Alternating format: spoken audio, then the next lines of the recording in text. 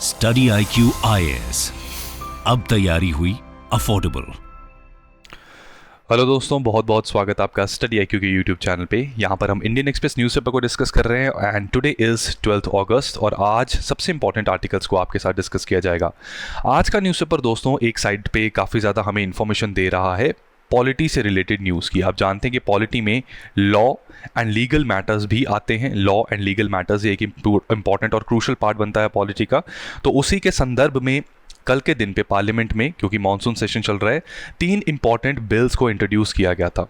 इन bills के ऊपर चर्चा हो रही है, माना जा रहा है ये बहुत जल्द पास हो जाएंगे, इनको प्रेसिडेंट का भी असेंट मिल जाएगा और इसकी मदद से इन बिल्स के एक्ट बनने के बाद इंडिया में स्वीपिंग चेंजेस आने वाले हैं as far as criminal justice is concern. ठीक है, तो आप में से जो लोग लॉ की तैयारी कर रहे हैं उनके लिए भी ये आर्टिकल और ये डेवलपमेंट्स काफ़ी ज़्यादा इंपॉर्टेंट है। तो बेसिकली हो ये रहा है कि हमने 3 इंपॉर्टेंट बिल्स को इंट्रोड्यूस किया है। ये है भारतीय नागरिक सुरक्षा संहिता, जो कि बेसिकली सीआरपीसी को रिप्लेस करेगा, सीआरपीसी को मॉडिफाई करके एक नया कोड हम यहाँ पर, नया प्रोसीजर हमारे सामने आएगा। ठीक है, इसके अंदर 533 सेक्शंस रहेंगे। ठीक है, जो सीआरपीसी में 478 हुआ करते थे, 160 सेक्शंस जो सीआरपीसी में थे उनको अमेंड कर दिया जाएगा। 9 नए सेक्शंस इंट्रोड्यूस किए जा रहे हैं और 9 सेक्शंस को हटाया जा रहा है। अब देखो, इसका ना गणित करने में बैठ जाना कि सर ये तो प्लस माइनस में ये टोटल 533 नहीं बन रहा। इसमें आपको ये बात समझनी होगी कि कई सेक्शंस को मर्ज भी किया है और कई सेक्शंस जो पहले एक सेक्शन था उसको बाइफरकेट भी किया है। तो निटिग्रिटीज बहुत ज़्यादा है इस बिल की। ठीक है, this is a very comprehensive and detailed bill. इसीलिए मैं आपको ये सलाह दूंगा दोस्तों कि इस सेशन में जितना हम कवर करेंगे, अगर आप इस मुद्दे को 360 डिग्री एनालिसिस से कवर करना चाहते हैं तो इस सेशन के साथ साथ मैं हमेशा रिकमेंड करता हूं कि कोई भी एक मंथली मैगजीन आप जरूर फॉलो करें। ठीक है, कोई एक मंथली मैगजीन, कई इंस्टीट्यूट्स जैसे कि स्टडी IQ की भी एक मंथली मैगजीन आती है जो हमारे करंट अफेयर प्रोग्राम का पार्ट है, which is given to you in P2I batch. ठीक है, तो वहाँ पे भी ज़रूर इसको रेफर करना, बिकॉज इस तरह की जो डिटेल्ड डेवलपमेंट्स होती हैं, बहुत कॉम्प्रिहेंसिव डेवलपमेंट्स होती हैं, इट नीड्स टाइम। इनको एनालिसिस करने में थोड़ा टाइम लगता है और अगर सही से हम करना चाहते हैं तो ऑब्वियसली काफ़ी सारे सोर्सेज को भी रेफर करना पड़ता है। We can not just stay stagnant on just one source. ठीक है, बट हाँ, इंडियन एक्सप्रेस में बहुत अच्छे से समझाया गया है, तो वो सारे मुद्दे मैं आपको आज कवर यहाँ पे करवाने वाला हूँ। ठीक है, तो ये बात हो गई भारतीय नागरिक सुरक्षा संहिता की। सेकेंड बिल जो यहाँ पर आया है वो है भारतीय न्याय संहिता। ये IPC को रिप्लेस करेगा। IPC में 511 सेक्शंस हैं, तो इस बिल में प्रोवाइड किया जा रहा है कि 356 सेक्शंस रहेंगे। 175 सेक्शंस को अमेंड किया गया है, 8 नए सेक्शंस इंट्रोड्यूस किए गए हैं और 22 सेक्शंस को रिपील कर दिया गया है। तो अगेन गणित पर यहां भी मत जाइएगा, ये मॉडिफिकेशंस की बात कर रहा हूं। और थर्ड बिल आया है भारतीय साक्ष्य अधिनियम। ठीक है, ये एविडेंस एक्ट की जगह आएगा। ठीक है, तो 170 सेक्शंस रहेंगे, इसमें 23 सेक्शंस अमेंड हो रहे हैं, 1 न्यू सेक्शन आया है और 5 सेक्शंस को रिपील किया जा रहा है। राइट, तो जहां तक भारतीय नागरिक सुरक्षा संहिता की बात है तो क्रिमिनल प्रोसीजर कोड से ये बेसिकली डील करेगा। तो इसके अंदर कुछ न्यू डॉक्यूमेंट्स, ठीक है, टेक्नोलॉजी को पुश देने के लिए, मतलब ये तीनों बिल का जो निचोड़ है ना, इस निचोड़ में अगर कुछ सबसे क्रूशल बातें बताऊं जो इंट्रोड्यूस हो रही हैं, जिससे पता लग रहा है कि हमारा लीगल सिस्टम, भारत में पार्लियामेंट को अधिकार है, कॉन्स्टिट्यूशन पार्लियामेंट को ये पावर देता है कि वो लीगल सिस्टम के कॉन्टेक्स्ट में कुछ लेजिस्लेशंस को प्रपोज कर सकते हैं।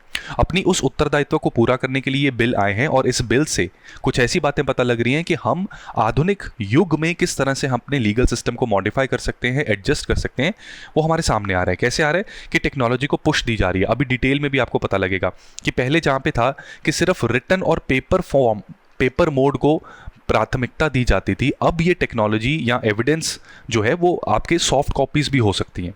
ठीक है, तो उसमें आपके ईमेल, व्हाट्सएप, फोन, ठीक है, मेल मैसेजेस एटसेट्रा, ये सारी चीज़ें भी एविडेंस का पार्ट बनेगी।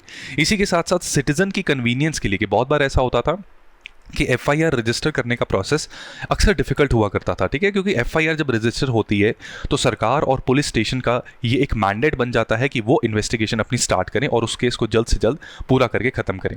ठीक है, तो इसमें सिटीजन्स को दूर दूर जाना पड़ता था, उसमें कई बार समस्या भी आती थी, तो उसको दूर करने के लिए EFIR का यहाँ पे एक्सप्लिसिटली प्रोविजन दिया गया है। ठीक है, EFIR का प्रोविजन दिया गया है, तो कुछ स्टेट्स में जहां पर ये प्रोविजन नहीं है, अब उन स्टेट्स में भी इसको इंट्रोड्यूस किया जाएगा। इसी के साथ साथ यहां पर एक डेजिग्नेटेड ऑफिसर हर डिस्ट्रिक्ट, हर पुलिस स्टेशन में नोटिस दे सकता है अरेस्ट का, और वो नोटिस किसी डिजिटल फॉर्म में भी पहुंचाया जा सकता है कल्प्रिट को। ठीक है, जो भी इंसान एक्यूज्ड है उसको डिजिटल फॉर्म में भी ये नोटिस पहुंचाया जा सकता है।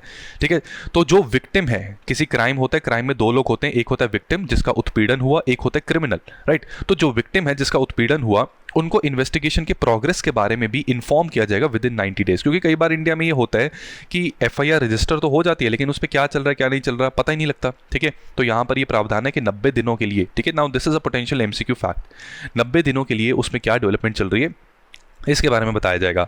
और जहां पर सेक्सुअल वायलेंस केसेस हैं, ठीक है, तो उसमें जो विक्टिम की स्टेटमेंट है वो विमेन मैजिस्ट्रेट रिकॉर्ड करेगी, राइट।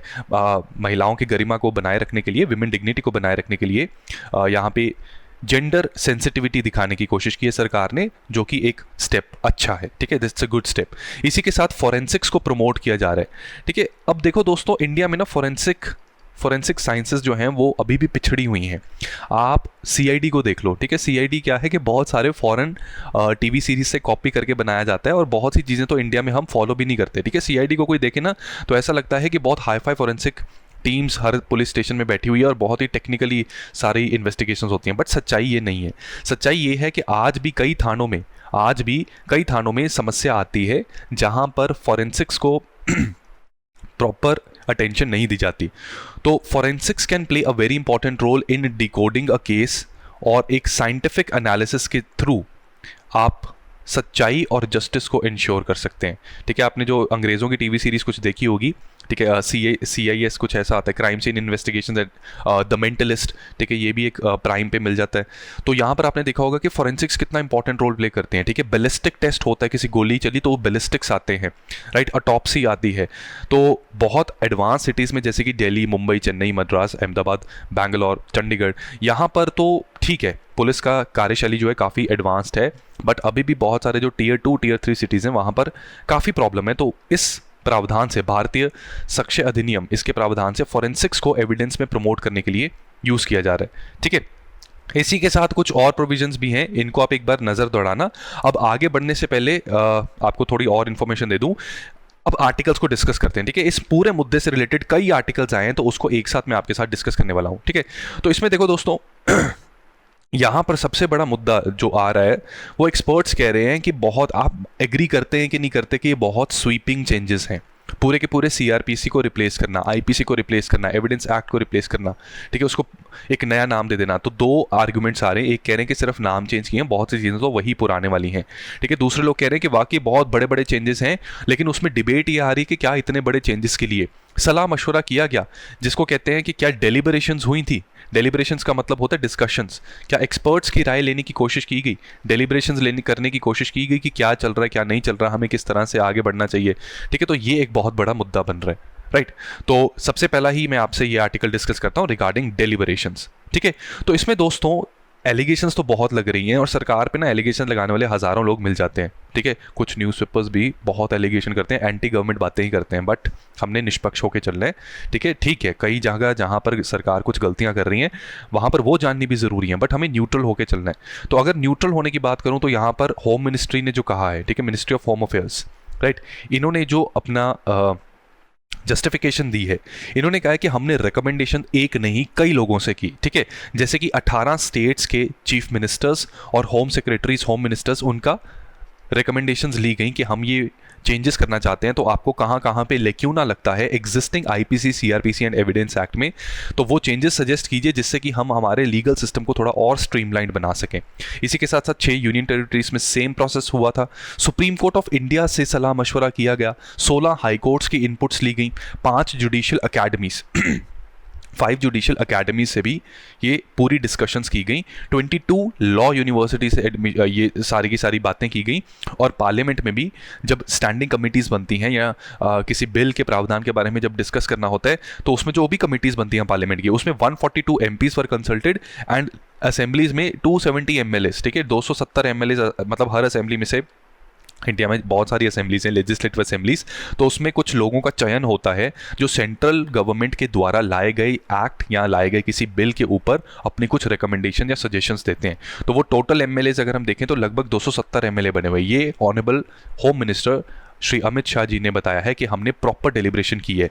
इतना ही नहीं, ठीक है, एलिगेशन लगाने वाले तो कहने कि कुछ भी नहीं, बिना सोचे समझ कर दिया, बट रियलिटी इज कि bureau of police research and development के भी रिस्पॉन्सेस को रिसीव किया गया था। Bureau of police research and development में क्या होता है कि इस बॉडी का काम है कि पुलिस की कार्यशैली को और कैसे आधुनिक बनाया जा सके, किस तरह से उनको मॉडिफाई किया जा सके, किस तरह से पुलिस ऑफिसर्स को ट्रेन किया जा सके जिससे कि वो अपनी कार्यशैली एकदम 100% एफिशिएंसी के साथ इंश्योर कर सके। सभी आईपीएस ऑफिसर्स से पूछा गया था स्टेट के, ठीक है, सेंट्रल फोर्सेस में भी अलग अलग लोगों से पूछा गया था, और 4 साल तक, ठीक है, these deliberations they went on for 4 years। 4 साल तक ये डेलिब्रेशन चली, उसके बाद ही ये प्रावधान आया। इसी के साथ साथ ऑनरेबल होम मिनिस्टर ने ये भी इंफॉर्मेशन दी कि नेशनल लॉ यूनिवर्सिटी दिल्ली, ये बहुत अच्छी लॉ यूनिवर्सिटी मानी जाती है, one of the top law colleges, ठीक है, तो इनसे भी इनके चेयर एक कमेटी बनाई गई थी इनके वाइस चांसलर के अंडर। तो इस कमेटी ने रेकमेंड किया था कि नया लॉ किस तरह का हो सकता है, ठीक है, और इस कमेटी के साथ 58 formal and 100 informal review meetings हुई थी। और ऐसा नहीं है कि जो इस कमेटी ने कहा उसको ब्लाइंडली फॉलो कर लिया गया, ठीक है, ऐसा नहीं है कि इसको ब्लाइंडली फॉलो कर लिया गया, ये बिल्कुल नहीं हुआ। There were various other committees as well, बहुत सारी और कमिटीज़ बनी, और टाइम टू टाइम ये जो होता है ना इंडिया में, तारीख पे तारीख, उस तारीख पे तारीख के प्रोसेस को थोड़ा सा मॉडिफाई करने के लिए कई और कमिटीज़ ने भी रिकमेंडेशंस दी थी सिंस मेनी ईयर्स, पर उन पर काम नहीं हुआ था।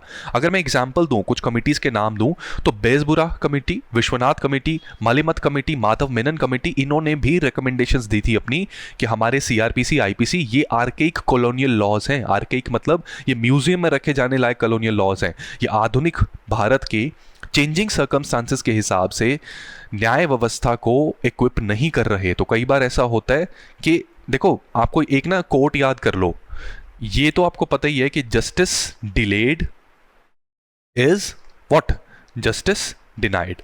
ये चीज़ आपको एब्सोल्युटली, आपको इसके ऊपर क्लैरिटी है।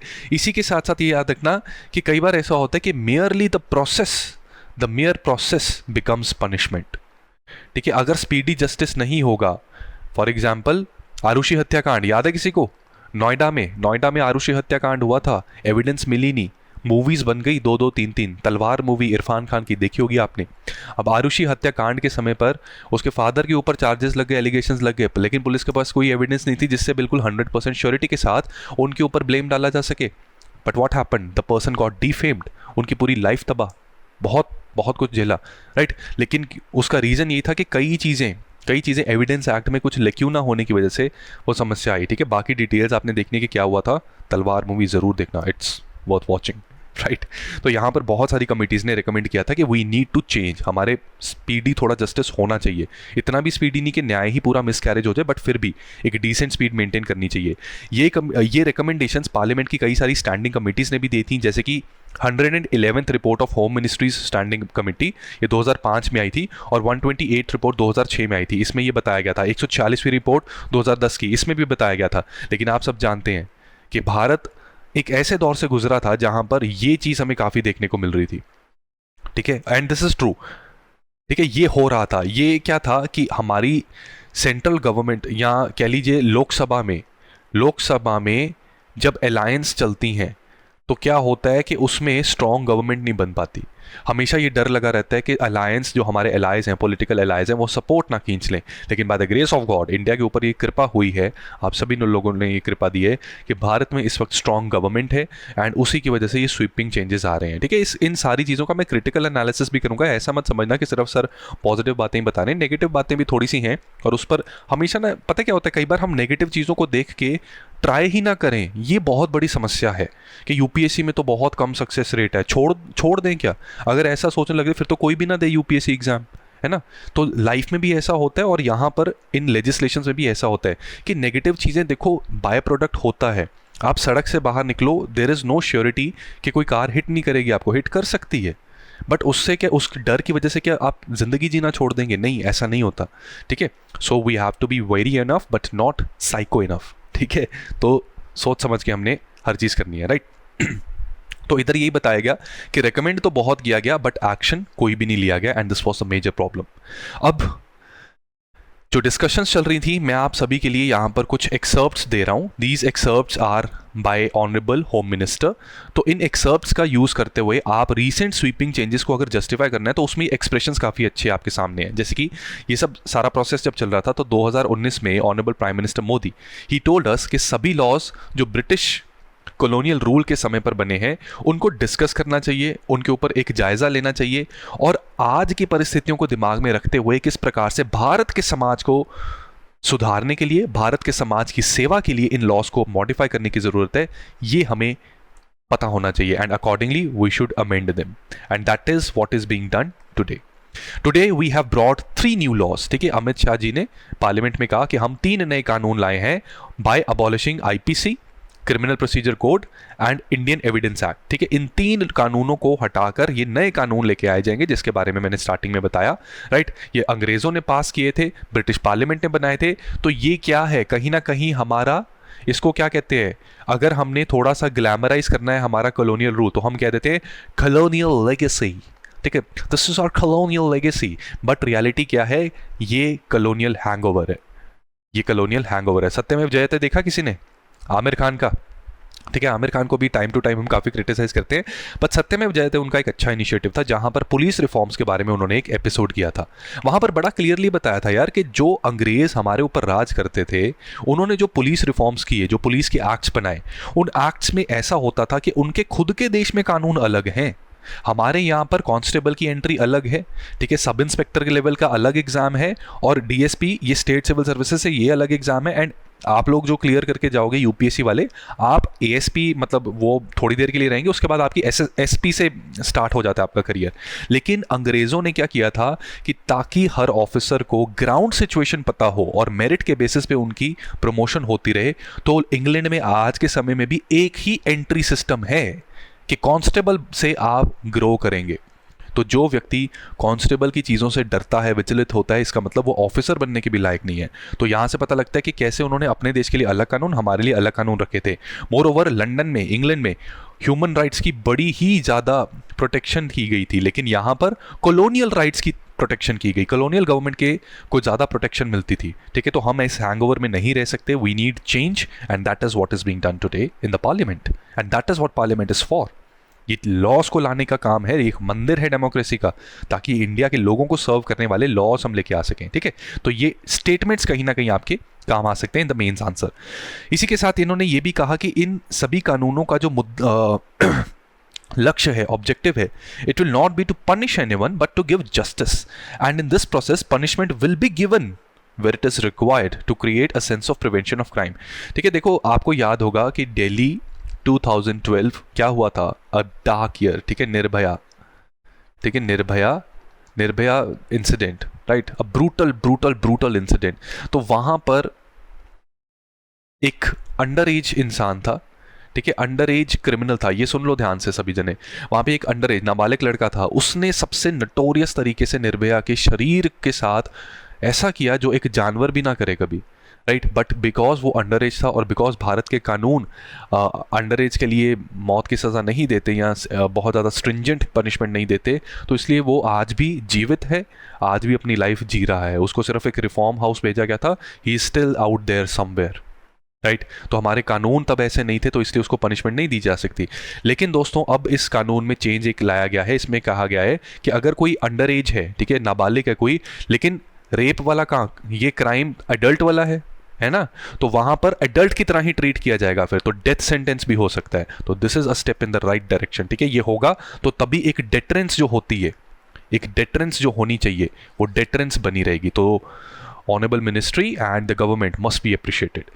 आगे बढ़ने से पहले दोस्तों फटाफट आपको बता दूं कि अगर आप यूपीएससी आईएएस 2024 की तैयारी कर रहे हैं तो इन कानूनों के बारे में डिटेल में विस्तार में समझने के साथ साथ आपको पॉलिटी जैसे कोर सब्जेक्ट की भी अच्छी नॉलेज होनी चाहिए। इस सब्जेक्ट की नॉलेज के लिए और कई सब्जेक्ट्स की पूरी 360 डिग्री नॉलेज के लिए आप स्टडी IQ का P2I कोर्स ज्वाइन कर सकते हैं, जिसकी क्लासेस 11 अगस्त से स्टार्ट हुई, राइट। एंड यहाँ पर हमारी ओरिएंटेशन चल रही है and very soon we are going to begin the actual study subjects, ठीक है। प्रॉपर सब्जेक्ट्स की तैयारी की जाएगी और मैक्सिमम डिस्काउंट CS लाइव ये कोड है, इससे मैक्सिमम डिस्काउंट आपको मिल सकता है, जिसमें सिर्फ 26,999 में आप इस कोर्स में एनरोल कर सकते हैं। एंड इससे ज़्यादा चीप प्राइस कभी नहीं होने वाला स्टडी IQ में दोस्तों, चाहे वो दिवाली ऑफर हो, क्रिसमस हो, न्यू ईयर हो, this is the cheapest price, ठीक है। क्योंकि हम चाहते हैं कि इस आज़ादी के अमृत महोत्सव के समय पर आप में से जितने व्यक्ति, जितने एस्पिरेंट्स UPSC को टारगेट कर रहे हैं, उनको कुछ फाइनेंशियल हम थोड़ी हेल्प कर सकें, जिससे में अफोर्डेबल प्राइस पे वो एनरोल कर सकें। ठीक है, तो क्लासेस सुबह 8 बजे रहेंगी और इसमें आपको मिलेगा क्या क्या ये भी जान लीजिए। देखिए लाइव क्लासेस रहेंगी। लाइव क्लासेस में आप ये मत समझिएगा कि रिकॉर्डेड वर्जन चलता है। लाइव क्लासेस में क्या होता है कि आपको कोई डाउट आता है आप हैंड रेस कर सकते हैं। ठीक है, जैसे मैं P2I क्लासेस में क्या करता हूँ, I take the sessions then I ask के चलो मैं पहले समझाऊंगा, आपके जो भी डाउट है एंड तक वेट करना, वो क्लियर हो जाएंगे ऑटोमेटिकली। अगर नहीं हुए I will give a time, तो हैंड रेस करेंगे, फिर मैं डाउट सेशन लेता हूँ after elucidating on a particular topic. ठीक है, तो एक टॉपिक भी समझ लग जाता है। कई लोगों का तो डाउट कहते हैं कि ठीक है सर वो हमारा आया था बट आपने अपने आप ही समझा दिया। फिर कुछ लोगों का रह जाता है तो वो उस सेशन में ऐसे हैंड रेस करके ऑडियो वीडियो कम्युनिकेशन के थ्रू कर लेते हैं। ठीक है, तो काफ़ी फायदा होता है। उसके बाद 1-to-1 मेंटरशिप मिलती है। अब क्लास में डाउट नहीं आया लेकिन घर जाके पढ़ा तब आ गया, स्ट्रैटेजी नहीं समझ लग रही, तो उसके लिए आपको एक डेडिकेटेड कॉन्टैक्ट नंबर मिलता है। उस पर्सन के साथ आप कॉन्टैक्ट करके अपनी स्ट्रैटेजी, अपनी बुक्स, अपना टाइम टेबल और अगर कोई टेक्निकल डाउट आता है तो उसको भी क्लियर कर सकते हैं। इसी के साथ दोस्तों वी एट स्टडी IQ हम विश्वास रखते हैं कि साथ साथ चीज़ें चलनी चाहिए और रिवीजन होनी चाहिए। तो वीकली रिवीजन टेस्ट आपको मिलते हैं। ठीक है, वीकली रिवीजन टेस्ट में 50 क्वेश्चंस आपको स्टैटिक और करंट अफेयर्स के मिलते हैं, जिसकी प्रैक्टिस से आप ग्रिप अच्छी बना सकते हैं अपने सब्जेक्ट्स के ऊपर। इसी के साथ ज्ञानवाणी सेशंस, ठीक है, इसमें ये ग्रुप कम मेंटरशिप मोटिवेशन सेशंस रहते हैं, जिसमें कि देखो यार यूपीएससी की तैयारी एक साइनोसॉइडल कर्व की तरह है। आज उतार है तो कल ढलान है। ठीक है, आज आप हाई स्पिरिट्स में, कल लो स्पिरिट्स में। तो ज्ञानवाणी सेशंस आपको मोटिवेट करते हैं और इन ज्ञानवाणी सेशंस में अनिल स्वरूप जैसे सर भी आते हैं। अनिल स्वरूप सर के बारे में अगर आपको नहीं पता तो ये IAS ऑफिसर हैं, कोर सेक्रेटरी ऑफ इंडिया रह चुके हैं और इन्होंने कोर सेक्रेटरी की कमान तब संभाली थी जब बहुत ज़्यादा स्कैम होकर ये सेक्टर ही बदनाम हो गया था। तो इन्होंने स्वीपिंग रिफॉर्म्स करके ना केवल इस मिनिस्ट्री को अपने बैड इमेज से बाहर निकाला बल्कि इंडिया की कोल सेक्टर की नई बुलंदियां तक पहुंचाया। ठीक है, तो ये आपको काफ़ी गाइड करेंगे और सर्विसेज में क्या क्या मिलता है वो आपको पता लगेगा। तो वो सुन लिया ना अगर आपने, तो बहुत शिद्दत के साथ आप मेहनत करेंगे। डेली आंसर राइटिंग प्रैक्टिस होगी, डेली करंट अफेयर प्रोग्राम भी आपको मिलता है। ठीक है, जिसमें डाउनलोडेबल PDF की मदद से आप रिवाइज भी कर सकते हैं। जैसे आज भी ये इतने सारे कानून हम डिस्कस कर रहे हैं तो बड़े A4 फॉर्मेट में वो PDF आपको यहाँ पर मिल जाएगा। ठीक है, और डिस्कशन क्लासेस भी इस पर रहती हैं। इसी के साथ प्रीलिम्स की टेस्ट सीरीज मिलेगी, 12+ फुल लेंथ टेस्ट, 8 CSET के टेस्ट और प्रीलिम्स का क्रैश कोर्स तक इंक्लूडेड है। इसमें अलग से क्रैश कोर्स लेने की भी जरूरत नहीं है, that is included with no extra charge. Mains की टेस्ट सीरीज ये भी आपको मिलती है। ठीक है, जब प्री हो जाएगा तो मेंस के 12 फुल लेंथ टेस्ट मिलेंगे और उससे पहले आपको मेंस का एक रेजिडेंशियल प्रोग्राम भी उसके लिए भी एलिजिबल है। अगर आपका प्री क्रैक हो जाता है, ठीक है, तो उसमें फिर आप हमारे साथ डेली में रह सकते हैं एट नो एडिशनल चार्ज। आपका रहने का भी खर्चा हम ही देंगे। ठीक है, बट प्रोवाइडेड प्री आपका क्लियर हो रहा है, राइट। अगर प्री नहीं क्लियर होता है या आप डेली नहीं आ सकते तो उसमें क्या है कि आंसर एनरिचमेंट प्रोग्राम रहेगा, जिसमें क्या होता है कि हम इंपॉर्टेंट इश्यूज को आइडेंटिफाई करेंगे, उसको 360 डिग्री एनालिसिस उसका करेंगे और 3-to-1 अप्रोच फॉलो करेंगे कि 3 दिन हमने इशू डिस्कस किया, 2 दिन हमने आंसर राइटिंग प्रैक्टिस की और 1 दिन करंट अफेयर्स हमने कवर किए। तो इससे क्या होगा कि कैसा भी सवाल आ जाए you will be in a position to solve that question and during interview आपको पूरी गाइडेंस दी जाएगी कि किस तरह से बेस्ट फुट फॉरवर्ड आपने रखना है। तो CS लाइव कोड यूज़ करके स्टडी IQ की ऐप या वेबसाइट पर आज ही जाइए और एनरोल करके अपनी तैयारी को एक नई डायरेक्शन और स्ट्रॉन्ग मोमेंटम से पुश कीजिए। ये CS लाइव कोड से दोस्तों ये जो डिस्काउंट आपको मिल रहा है ये लिमिटेड टाइम के लिए भी है। ठीक है, 15 अगस्त से पहले आप एनरोल अगर कर लेंगे तो ये कोर्स आपको 26,999 में मिल जाएगा। अदरवाइज ये 30,000 का कोर्स रहता है। तो ये बेनिफिट अगर चाहिए तो जल्द से जल्द CS लाइव कोड इसका इस्तेमाल कीजिए।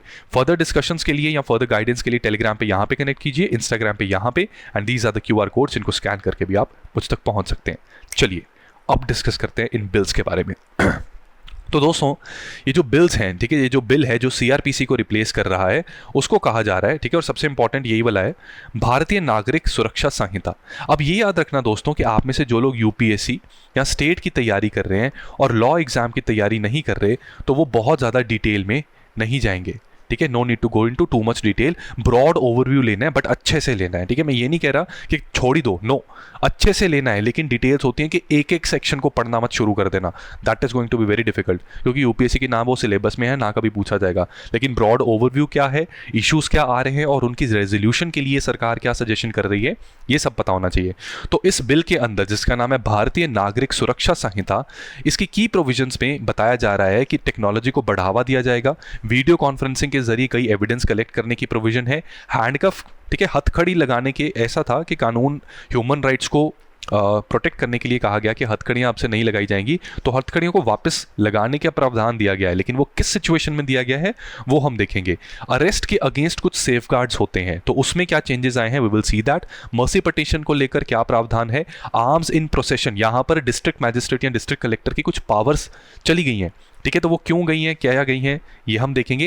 एंड किस तरह से बिना अरेस्ट या डिटेंशन के, कई बार क्या होता है कि हमें पुलिस जब इन्वेस्टिगेशन करती है तो किसी एक व्यक्ति के सैंपल्स लेने होते हैं ना, चाहे वो एक्यूज्ड है नहीं है या पता भी नहीं है कि क्रिमिनल है या नहीं है, तब भी उसको डिटेंशन में ले लेते हैं वो, ठीक है। अब बिना डिटेंशन के भी सैंपल्स लिए जा सकते हैं, so this is again step in right direction. क्यों, बताइए कॉमेंट्स में, बताइए क्यों। इसका रीज़न दोस्तों सीधा सीधा ये है कि इसमें बिना अरेस्ट या डिटेंशन के अगर कोई सैंपल दे रहा है तो इसमें इंसान को जब कोई डर या खतरा नहीं होगा कि पुलिस के मुझे अरेस्ट ना कर ले, डिटेन ना कर ले, तो उसमें वो भी कोऑपरेट करेगा पुलिस के साथ। तो this is a step in right direction, ठीक है। तो यहाँ पर ये जिस्ट पता लग रहा है जो अलग अलग प्रावधान इसमें है। तो चलिए ग्रेटर यूजर टेक्नोलॉजी को समझते हैं। तो दोस्तों अब इस प्रावधान की मदद से आपको ना एक चीज़ बताता हूँ, आप में से बहुत से लोगों को शायद ये पता नहीं होगा। My father is into services, and services में ना हर इंसान के करियर में आते हैं वो समय जहाँ पे देखो जो लोग काम करते हैं उसमें कुछ ना कुछ देखो गड़बड़ हो ही जाती है, ठीक है। कई बार वो ऐसे ही फॉल्स एलिगेशंस होती हैं, कई बार वो ट्रू होती हैं। तो उसमें क्या होता है कि एक कमिटी बनती है, ठीक है, जैसे डिपार्टमेंटल कमिटी बनती है, वो डिपार्टमेंटल कमिटी इन्वेस्टिगेट करके आगे फिर सीबीआई को इन्फॉर्म करती है। तो my father was part of one such departmental committee जिसमें कि कुछ इरेगुलरिटीज़ थी किसी एक मिनिस्ट्री में, I can not name that due to the sanctity of that ministry, ठीक है। तो उसमें उनको एविडेंस कलेक्ट करनी थी, तो वो फिर एक टीम बनती है। वो टीम क्या करती है, फिर जो संदिग्ध ऑफिसर्स होते हैं जिन्होंने इरेगुलरिटीज़ की, वहाँ पे रेड मारने जाते हैं वो, ठीक है।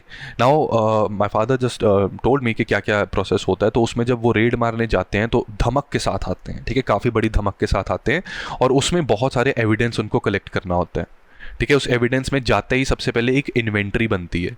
इन्वेंट्री क्या बनती है कि ऑफिसर के घर जाते ही, ठीक है, मान लो कोई corrupt officer, allegedly corrupt officer है, उनके घर जाते ही उनके घर में जितना सामान नज़र आ रहा है उसकी वैल्यूएशन नोट की जाती है, ठीक है। इसी के साथ साथ कुछ डॉक्यूमेंट्स उनके घर से अगर मिलते हैं तो उन डॉक्यूमेंट्स को नोट किया जाता है, प्लस स्टेटमेंट्स, ठीक है, स्टेटमेंट्स को रिकॉर्ड किया जाता है। अब कहने को हमारी ई गवर्नेंस चल रही है, राइट, ई गवर्नेंस चल रही है, तो उसमें क्या होता है कि सॉफ्ट कॉपी में भी हम सब कुछ रिकॉर्ड कर सकते हैं, बट एक्चुअली एविडेंस एक्ट और कुछ और क्रिमिनल प्रोसीजर में ये जब भी कोर्ट में जाएगा तो तब भी हार्ड कॉपी देनी ही पड़ेगी, हार्ड कॉपी देनी ही पड़ेगी कि पेपर फॉर्मेट में जाएगा ही जाएगा। एविडेंस जो है, ओरल एविडेंस, वो रिटन फॉर्मेट में ऐसे जाएगा ही जाएगा, ठीक है, जो भी रिपोर्ट है वो ऐसे जाएगी। अब ये जो प्रावधान आया है, ठीक है, प्रावधान क्या है, नागरिक सुरक्षा संहिता, इसने क्या कहा है कि आपने कोई सम्मन देना है, वारंट देना है, document, police report, statement of evidence, ये सब कुछ आप इलेक्ट्रॉनिक फॉर्म में भी दे सकते हैं, ठीक है। तो इसमें अब ऑडियो वीडियो किसी की स्टेटमेंट है तो वो ऑडियो वीडियो फॉर्मेट में भी पहुंचाई जा सकती है, ठीक है। So this is a step in right direction. इससे बहुत सारा ना स्ट्रीमलाइन होता है प्रोसेस। एंड आई वाज मतलब ये डिस्कशन करते हुए कहते हैं कि जब वो रिपोर्ट बनती है ना, जब रेड मारी, ठीक है, उस पर फिर इन्वेंट्री की रिपोर्ट बनी, सबके बयान नोट किए, क्या क्या हुआ क्या क्या ना हुआ, तो उसमें ये पूरा का पूरा प्रोसेस 8 से 10 घंटे तक चलता है, ठीक है। It's neither easy for the accused person to face such grilling, nor is it easy for the agencies and the committees who are conducting such raids to conduct such raids. क्योंकि वहाँ पर क्या होता है कि जब सब कुछ रिकॉर्ड किया तो वहाँ पे वो प्रिंटर सब लोग साथ लेके जाते हैं और उधर फिर टाइपिंग होती है, ठीक है, टाइप करते हैं, उसको प्रिंट करते हैं, वो रीड किया जाता है, रीड करते वक्त कुछ एरर दिखती है, उसको फाड़ा जाता है, ठीक है। एक स्पेशल बैग साथ में लेके आते हैं, वो जो भी गलत ड्राफ्ट निकला उसको फाड़ के उस बैग में डाला जाता है कि एक कागज़ का टुकड़ा वहाँ नहीं रहना चाहिए। तो 3-4 बार ऐसे इटरेशंस कई बार होती हैं, एंड दैट टेक्स टाइम। तो उसमें 3 घंटे लगभग उस पूरे ड्राफ्ट को तैयार करने में लग जाते हैं, जो फिर इनकी फाइल के साथ, एक्यूज्ड ऑफिसर की फाइल के साथ ऐसे कोर्ट में जाता है, ठीक है। तो ये चीज़ यहाँ पर मौजूद है, राइट। सो आप में से भी बहुत लोग ऑफिसर बनेंगे तो ऑलवेज कोशिश कीजिएगा कि इस कमिटी का पार्ट बनना है, एलिगेशंस नहीं अट्रैक्ट करनी, ठीक है। तो यहाँ पे इसके साथ साथ पुलिस को अगर किसी ने इन्फॉर्मेशन देनी है वो भी इलेक्ट्रॉनिकली दी जा सकती है। बहुत बार समस्या ये होती है कि पुलिस को कोई टिप देना चाहता है, ठीक है, तो वो एनोनिमस टिप कई बार पुलिस एक्ट कर लेती है उस पर, लेकिन बहुत बार क्या होता है कि अगर कोई टिप ऐसी है जिसमें पुलिस कोई अर्जेंसी नहीं नज़र आ रही पुलिस को एक्ट करने के लिए, तो वो कहते हैं कि हमें रिटर्न में दो, ठीक है, उस रिटर्न के देने के चक्कर में एक व्यक्ति आपको इन्फॉर्मेशन दे रहा है और उसकी जो हैरासमेंट होती है उसका कोई हिसाब ही नहीं है। तो यहाँ पे अब इन्फॉर्मेशन इलेक्ट्रॉनिकली भेजी जा सकती है, यानी कि एक व्हाट्सएप मैसेज से भी आप शेयर कर सकते हैं, ईमेल से शेयर कर सकते हैं, कोई वीडियो भेज सकते हैं कि क्राइम हो रहा है या कोई समस्या आ रही है। ठीक है, अब इसमें ना एक मैं चीज़ आपको बताना चाहूँगा कि देखो यार, मणिपुर में जो हुआ गलत हुआ, बहुत गलत हुआ। उसके ऊपर प्रधानमंत्री से सवाल पूछे गए, ठीक है, ऑपोजिशन का ये अधिकार है, लोगों का अधिकार है, सवाल पूछे। प्रधानमंत्री जवाब देना चाहते थे या जो भी पार्लियामेंट में ड्रामा हुआ उसके ऊपर टिप्पणी तो मैं नहीं दूंगा, लेकिन ये लॉज जो आए हैं ये कहीं ना कहीं बता रहे हैं कि मणिपुर के इंसिडेंट को सीरियसली लिया गया है, कि वहां पर जो समस्या हुई है वो लॉ एंड ऑर्डर प्रॉब्लम जो है वो आर्केइक लॉज की वजह से थी। आर्केइक लॉज को ठीक करने का काफ़ी समय था, I think more than 70 years. I think it's quite enough to amend the archaic laws, but अब हो रहे हैं। ठीक है, तो यहाँ पे actions they are speaking louder than words of honourable prime minister. तो ये थोड़ा सा मैं यहाँ पर ये बताना चाहूँगा। ठीक है, तो this is again step in right direction. तो इसमें इन्फॉर्मेशन अगर पुलिस को देनी है तो वो इलेक्ट्रॉनिकली दी जा सकती है, पुलिस उसका रिकॉर्ड लेगी, रिकॉर्ड करके खुद स्टेटमेंट बनाएगी और बिना हैरास किए जिस इंसान ने उसको भेजा है उसको एक बार बुलाएगी। ठीक है, कि आप बस एक बार साइन कर दीजिए, हमने आपका रिकॉर्ड ले लिया। तो विद इन 3 days ये करना चाहिए। ठीक है, तो इससे स्ट्रीमलाइन हो रहा है प्रोसेस कि जो पुलिस और पब्लिक का कांटेक्ट है, ठीक है, वो एक दूसरे के अंग संग सहाई बन के चल सकते हैं और पुलिस एडमिनिस्ट्रेशन बिना लोगों की हेल्प के नहीं हो सकती। गंगा जल मूवी याद है? चलो इसके बारे में फिर कभी बात करेंगे। एक्चुअली वहाँ पर जो वो रियल इंसिडेंट्स के ऊपर बेस्ड है एंड उधर क्राइम रेट इतना बढ़ गया था, नो डाउट पुलिस ने बड़ा ही गलत तरीका अपनाया to take law in their own hands, but लोगों का सपोर्ट था इसलिए क्रिमिनल्स की सफाई हो गई वहाँ से। ठीक है, तो यहाँ पर लोगों को आसानी दी जा रही कि वो पुलिस को इन्फॉर्मेशन दे सकते हैं। इसी के साथ क्रिमिनल रिकॉर्ड्स, जो रिकॉर्ड्स होते हैं क्रिमिनल्स के, उसको एक प्रॉपर फॉर्मेट में हर पुलिस स्टेशन में मेंटेन किया जाएगा और हर डिस्ट्रिक्ट के अंदर जितने पुलिस स्टेशन हैं उसमें ऐसे क्रिमिनल्स का जो रिकॉर्ड है जिसमें कि क्राइम की नेचर क्या है, name of the criminal and other details, उसको प्रॉपरली एक प्रोमिनेंट पोजिशन पर डिस्प्ले किया जाएगा। ठीक है, डिजिटल मोड में भी सेव करके रखा जाएगा। For example her police station की वेबसाइट जैसे होगी, ठीक है, फॉर एग्जाम्पल पंचकूला पुलिस की वेबसाइट है तो वहां पर उसको सेव किया जाएगा ऐसी पूरी की पूरी इन्फॉर्मेशन को। ठीक है, तो this is again step in right direction. ये सिटीजन्स को अवेयरनेस देती है कि सिटीजन्स अपने डिस्ट्रिक्ट में, अपने एरिया में क्राइम एंड क्रिमिनल्स के बारे में जान सकते हैं by frequently visiting the police station website. ठीक है, तो ये एक अच्छी चीज़ है। इसी के साथ कई चीज़ों में ऑडियो एंड वीडियोग्राफी को अलाउ कर दिया गया, जैसे कि सर्च एंड सीजर के लिए जाते हैं ऑफ आर्टिकल प्रॉपर्टीज़ तो वहाँ पर ऑडियो वीडियोग्राफी बनेगी। ठीक है, जैसे मैंने बताया था पापा रेड मारने जाते थे जब, तो वो सर्च एंड सीजर में उनको नोट करना पड़ता था, अब ऑडियो वीडियो बनेगा उसका। ठीक है, तो ये काम थोड़ा आसान हो जाता है। Forensic visit to crime scene, इसको प्रमोट किया जा रहा है और इस फॉरेंसिक विजिट में, ठीक है, जैसे कि तलवार मूवी देखी होगी जो आरुषि हत्याकांड है, तो वहाँ पे भी ऑडियो वीडियोग्राफी हो सकती है फॉरेंसिक विजिट्स की, कि खून के हाथ वाला निशान एक जगह पे दिखा तो उसको फोटोग्राफ, और ये सारा इसमें थोड़े और प्रोविजंस डाले गए हैं। और विक्टिम की स्टेटमेंट का भी ऑडियो रिकॉर्ड लिया जा सकता है। ठीक है, विक्टिम की स्टेटमेंट का ऑडियो रिकॉर्ड लिया जा सकता है और इसको मान्यता मिलेगी। ये नहीं कि रिटन वर्ड चलेगा, ऑडियो स्टेटमेंट, ऑडियो वीडियो वो रिकॉर्ड चलेगा पूरा। ठीक है, सो that is not just a part of investigation but that will be also the part of justice delivery mechanism. ठीक है, अब कम्युनिकेशन डिवाइसेस का भी इस्तेमाल किया जाएगा, राइट। तो कोर्ट या पुलिस ने अगर डायरेक्शंस दी तो एक व्यक्ति को कुछ डॉक्यूमेंट्स अगर प्रोड्यूस करने हैं, ठीक है, तो डॉक्यूमेंट्स के साथ साथ अब डिवाइसेस भी प्रोड्यूस करने पड़ सकते हैं। खुदा ना खास्ता कोई एक व्यक्ति है, ठीक है, लेट से उसका नाम अर्नब गोस्वामी नहीं है, ठीक है, तो उन्होंने किसी को व्हाट्सएप चैट्स नहीं भेजी और वो इंसान मतलब बहुत क्रिटिकल इन्फॉर्मेशन जो हमारे सेंट्रल गवर्नमेंट की है वो लीक भी नहीं हुई। बट अगर ऐसा होता, ठीक है, तो उसमें क्या है कि डॉक्यूमेंट्स मांगते हैं तो डॉक्यूमेंट्स तो है नहीं, ऐसे चिट्ठियाँ तो लिखी नहीं थी उन्होंने। ठीक है, चिट्ठियाँ तो वाला केस तो था नहीं, तो उसमें क्या है, उसमें फिर व्हाट्सएप चैट्स चलती हैं। ठीक है, तो अब डॉक्यूमेंट्स की तो सर्च एंड सीजन में डॉक्यूमेंट्स को तो सीज करते ही थे, अब डिवाइसेस को भी सीज कर सकते हैं। कि मतलब अगर पुलिस या कोर्ट ने कहा कि अपना लैपटॉप हाजिर करें तो वो लैपटॉप को भी हाजिर करना पड़ सकता है। ठीक है, तो इसमें डिजिटल एविडेंस होती है और उसको इंक्वायरी के लिए यूज़ किया जाएगा। ठीक है, तो ये जो व्हाट्सएप मैसेजेस है ना, अब ज़रा सोच समझ के किसी को भी भेजिएगा। चलिए हैंडकफ्स पर चलते हैं कि हैंडकफ्स का क्या काम है। तो देखो दोस्तों, हैंडकफ्स को लेकर ना कोर्ट्स ने ये कहा था कि मतलब ये आप पॉलिटी में भी पढ़ते हैं that we do have right against handcuffs. ठीक है, लेकिन इस राइट्स का ना कई लातों के भूत ऐसे होते हैं कि वो इसका मिसयूज़ करते हैं, और इंडिया में ये प्रॉब्लम है यार, हम राइट्स ज़्यादा अगर दे दें तो उनका मिसयूज़ होता है, ठीक है। एग्जाम्पल देता हूँ, जैसे विमेन राइट्स की अगर मैं बात करूँ, इसमें कोई शक ही नहीं है कि women they are being exploited and many women they need protection, लेकिन जिनको प्रोटेक्शन की ज़रूरत है वो ले नहीं रही, और जिनको हु आर डेविल्स वो प्रोटेक्शन का मिसयूज़ कर रही हैं। और तभी इवन दिल्ली के हाई कोर्ट ने भी कहा है कि जो विमेन केसेस आते हैं ना, इन विमेन केसेस में जो कन्विक्शन रेट है that is less than 5%, that is less than 5%, and उसमें पता लगता है कि फॉल्स केसेस ही ज़्यादा हैं, ठीक है। तो ये शातिर जनानियां होती हैं ना जो ये गलत मिसयूज़ करती हैं, ठीक है। तो राइट्स ज़्यादा देने से मिसयूज़ ज़्यादा हो रहा है, राइट। और जिनको चाहिए, for example rural women, they need protection against exploitation, उनकी अभी भी हो रही है। तो ये डायकॉटमी है इंडिया में, एक विचित्र एक परिस्थिति है। बट इधर आते हैं हैंडकफ्स के बारे में, यहाँ पे जानते हैं। देखो हैंडकफ्स में ऐसा है कि कहा गया था कि हैंडकफ्स नहीं लगाए जाएंगे, लेकिन अगर कोई हैबिचुअल ऑफेंडर है कि आदत ही पड़ गई है चोरी करने की, डकैती करने की, और उसके बाद रिपीटेड ऑफेंडर है और कस्टडी से भागता भी रहता है, ठीक है। वो कौन सी मूवी थी, नवाजुद्दीन सिद्दीकी की कोई मूवी थी, वो हमेशा पुलिस को चकमा देके निकल जाता था, ठीक है। आर राघवन कुछ ऐसा नाम था उसका, राइट। तो उसमें क्या है कि उसमें फिर हैंडकफ्स लगाए जा सकते हैं। इसी के साथ साथ जो heinous crime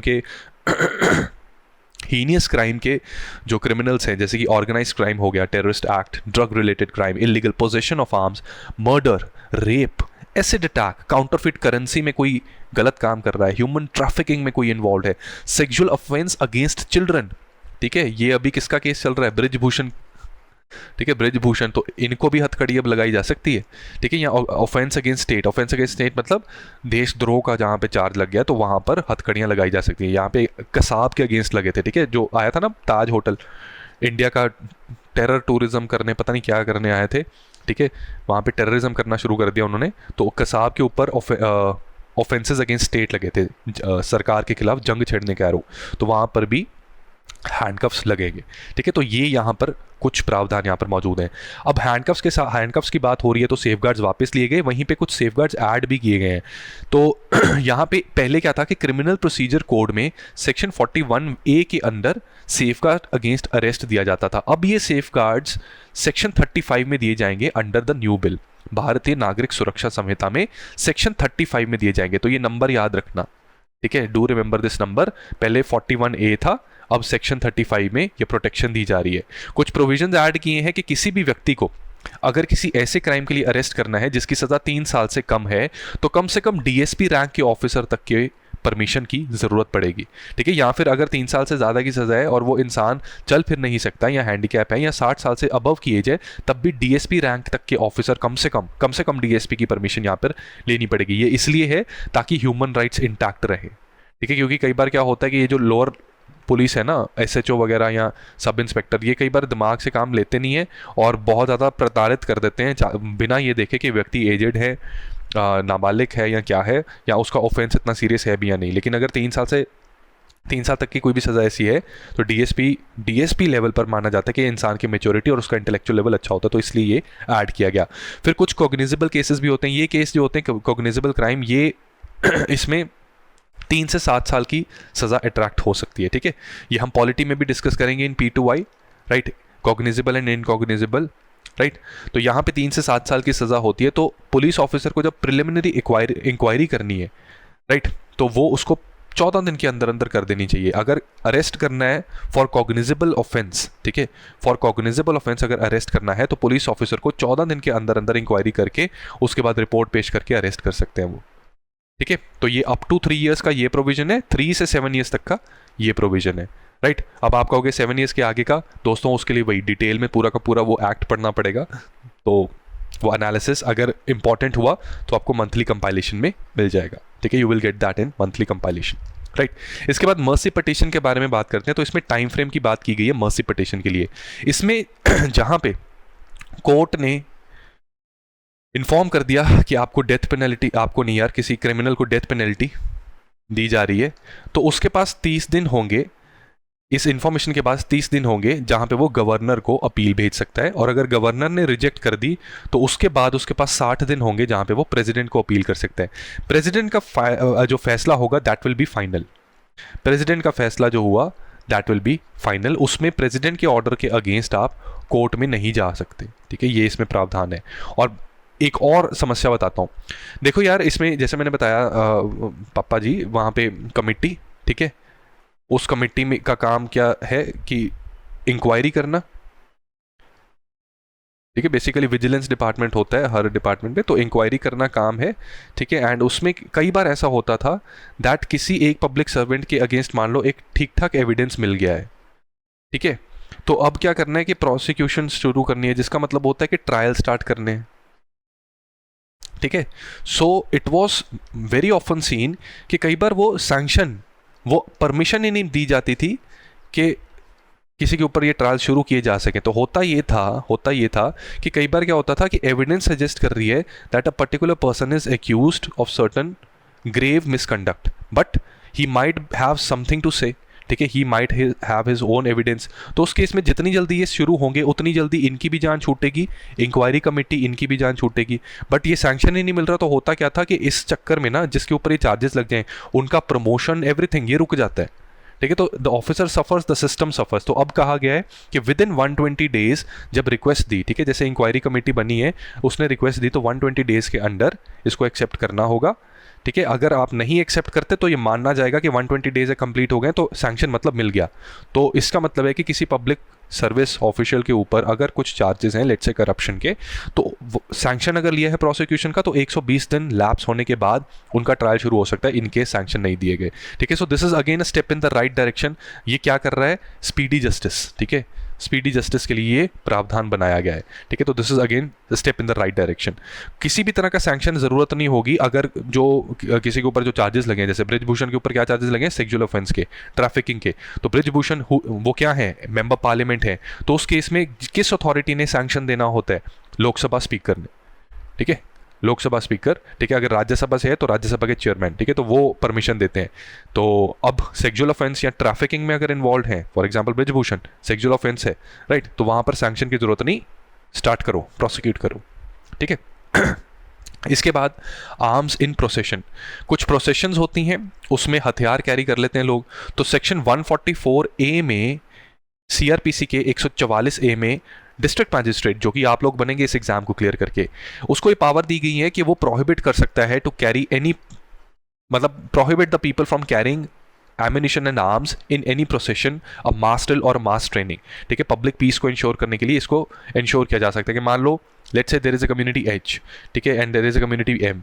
now community M के बहुत सारे लोग लेट्स से कुछ पिस्टल्स लेके कम्युनिटी एच के, ठीक है, I am not naming anything, यहाँ पे चले गए, ठीक है। अब इनका mayor carrying the pistol, that can become a cause of tensions. Similarly H community के यहाँ पे पिस्टल्स लेके चले गए, that can be cause of tensions. तो क्या हो सकता है, इसमें कहते हैं एच एम हो गया, ठीक है। तो इस चीज को अवॉइड करने के लिए मैजिस्ट्रेट को ये पावर दी जाती है। बट जो अमेंडमेंट हुई है उसमें डिस्ट्रिक्ट मैजिस्ट्रेट को ये पावर्स जरूर दी गई हैं कि न्यूसेंस यानी कि मिसकंडक्ट, केओस जो सोसाइटी में हो सकता है, और कुछ एप्रीहेंडेड डेंजर है कि कम्युनल दंगे हो सकते हैं, तो उनको अवॉइड करने के लिए इस सेक्शन 44 में जो अर्जेंट केस को डील करने की प्रोविजन है, वो तो डिस्ट्रिक्ट मैजिस्ट्रेट के पास पावर है, ठीक है, कि 4 लोगों से ज़्यादा असेंबली है तो उनको हटाओ वहाँ से, ठीक है, ये सारी चीज़ें हैं। लेकिन ये जो पावर थी उनकी प्रोहिबिशन टू कैरी आर्म्स, ये इस सेक्शन में अब हटा दिया गया। तो this is a cause of concern a little, ठीक है, ये कॉज ऑफ कंसर्न है प्राइमा फेसी। इस पे थोड़े दिनों में न्यूज़पेपर्स में भी चर्चा हो जाएगी कि ये प्रोविजन यहाँ से हटा के कहीं तो और डाली होगी, क्योंकि अगर, और दूसरा हो सकता है कि डिस्ट्रिक्ट मैजिस्ट्रेट को से ये पावर लेकर पुलिस के पास दे दी हो, ठीक है, ये भी हो सकता है, ठीक है।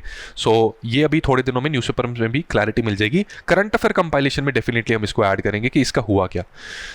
सैंपल विदाउट अरेस्ट, ठीक है, अब यही मैंने बताया था कि कई बार क्या था कि hand writing, voice, finger impressions, ये इन्वेस्टिगेशंस के दौरान ज़रूरत पड़ती है इनकी, तो कई बार व्यक्ति को डिटेन करना पड़ता है, भले ही वो एक्यूज हो या ना हो, तो इसलिए कोऑपरेशन में दिक्कत आती है। लेकिन बिना अरेस्ट या डिटेन किए भी अब ये सैंपल्स लिए जा सकते हैं। This is again step in the right direction.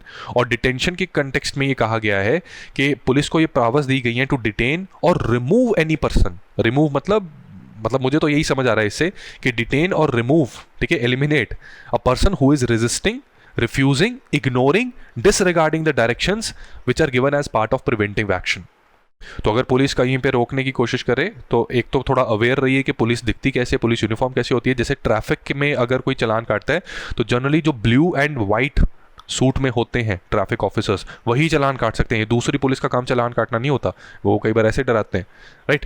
And similarly so on and so fourth. तो यहाँ पर अगर उनकी कहना ना मानना या डिसरिगार्ड किया तो they have the power to remove as well, ठीक है। इसके फर्दर कुछ रूल्स या प्रोटोकॉल्स होंगे जिसमें ये किया जा सकता है, बिकॉज आई डोंट थिंक कि ब्लेटेंट पावर दे दी कि ओए रुक, नहीं रुका डिशकियाँ हूँ, ऐसा नहीं होगा, ठीक है। तो वो कुछ ना कुछ रूल्स डेफिनेटली होंगे। तो क्वेश्चन करते हैं, एक क्वेश्चन करने से आपको और क्लैरिटी मिलेगी कि सवाल कैसा आ सकता है and how you have to tackle such question. तो पहला सवाल है, identify the correct statement in context of recently proposed Bharatiya Nagarik Suraksha Samhita of 2023, ठीक है, Bharatiya Nagarik Suraksha Sanhita 2023। It strictly prohibits the use of handcuffs against an offender, is this true? No, this is false. Repeated offenders, sexual offenders, criminals, terrorist etcetera, उनको handcuffs लगाए जा सकते हैं, तो पहली statement false है। As per the bill the prominent safeguards against arrest would be provided for in section 35 of CRPC।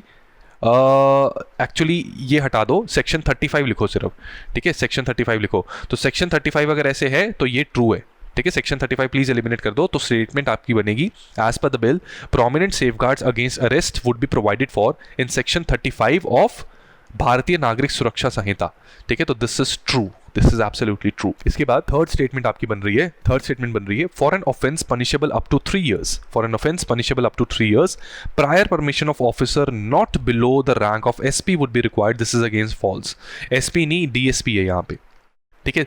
1 false 3 false, answer बन गया, सिर्फ सेकंड करेक्ट है तो आंसर A बन जाएगा आपका, ठीक है। Answer will become option A। अब आगे बढ़ने से पहले दोस्तों आपको सभी को एक इन्फॉर्मेशन और देना चाहूंगा, दैट स्टडी IQ ऑप्शनल की भी तैयारी करवाता है and we give really good optional subjects, ठीक है। We teach the optional subjects really great, right. तो ये ऑप्शनल सब्जेक्ट्स हैं हमारे पास। For example we have PSIR, sociology, geography, anthropology, public administration, history, mathematics, philosophy and Hindi साहित्य। इनकी classes कब से स्टार्ट हो रही हैं, ये डेट्स आपको हमने दे रखी हैं। बैचेस का टाइम होता है 1 PM से लेकर 4 PM तक ये बैच चलते हैं।